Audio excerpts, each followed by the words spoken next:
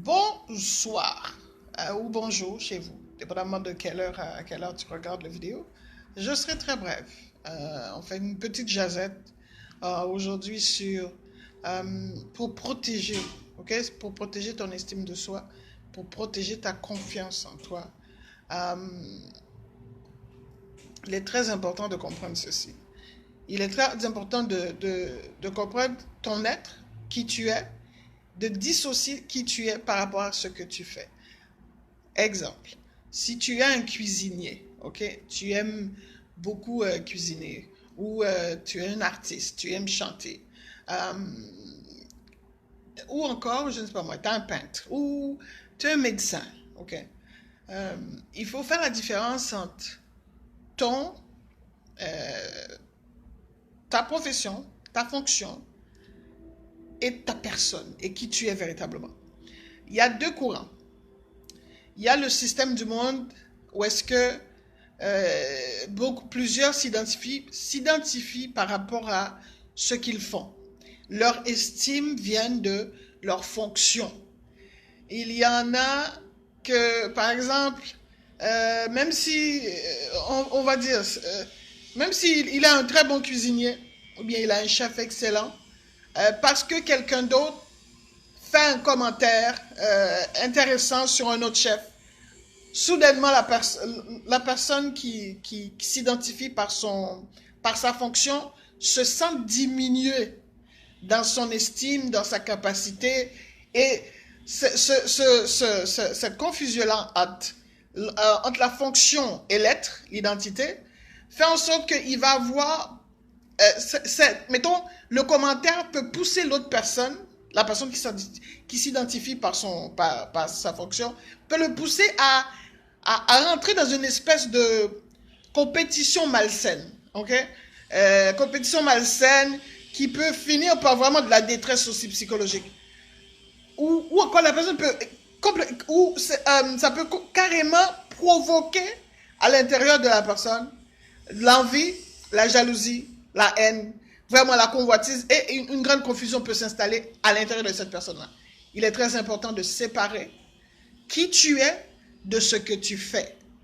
Ce que tu fais, que tu sois dans le spirituel ou dans le naturel, il faut séparer. Il faut faire une distinction. Tu portes un chapeau, tu remplis une fonction, mais tu n'es pas la fonction. Vous comprenez? Dans la parole de Dieu, moi je crois dans la Bible, je crois dans le système du royaume de Dieu.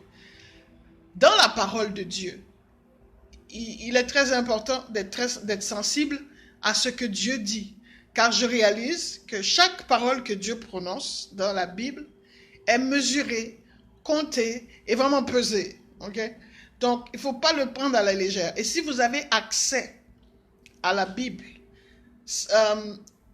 je vous suggère humblement de garder ça gros, de prendre ça à une haute estimation, une haute importance, valeur. Accordez une grande valeur à la parole de Dieu auquel vous avez accès. Certaines personnes négligent la Bible parce qu'elles pensent que c'est juste un livre comme les autres. Mais ce n'est pas ça. Ok? Et je pourrais vous raconter des histoires, je pourrais vous raconter mon témoignage, on pourrait vous expliquer qu'est-ce que c'est.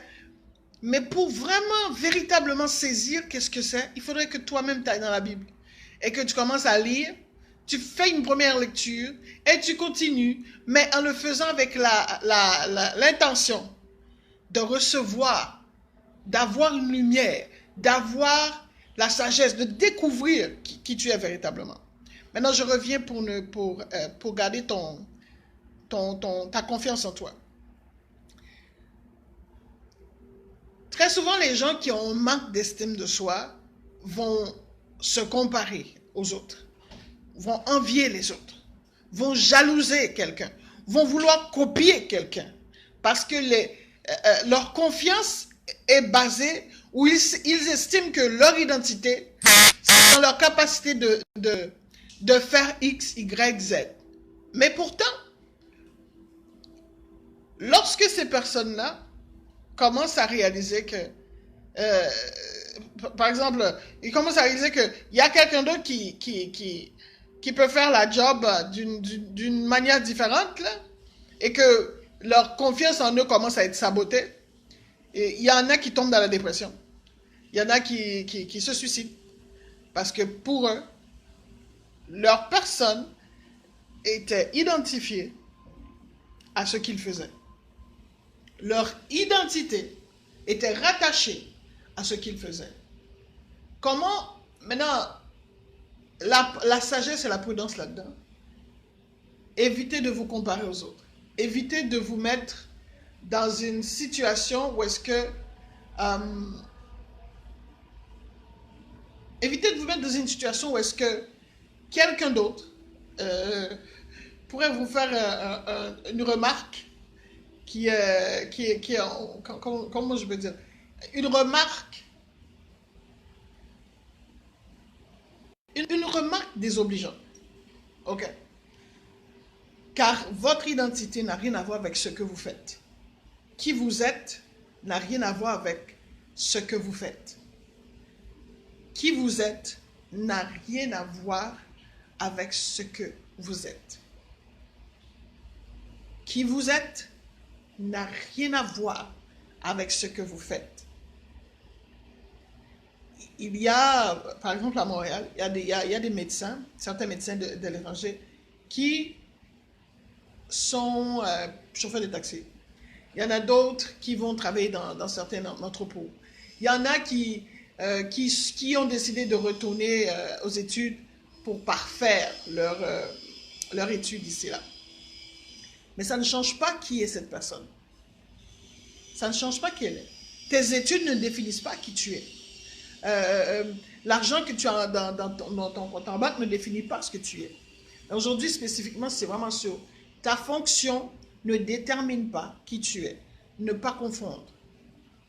Si tu veux conserver ton estime de soi, il faut faire la part des choses. Il faut vraiment séparer ce que tu es et ce que tu fais. Ce que tu es et ce que tu fais. Qui tu es et ce que tu fais, c'est deux choses différentes. À bon entendeur, salut. Ne confonds pas ton identité avec tes fonctions.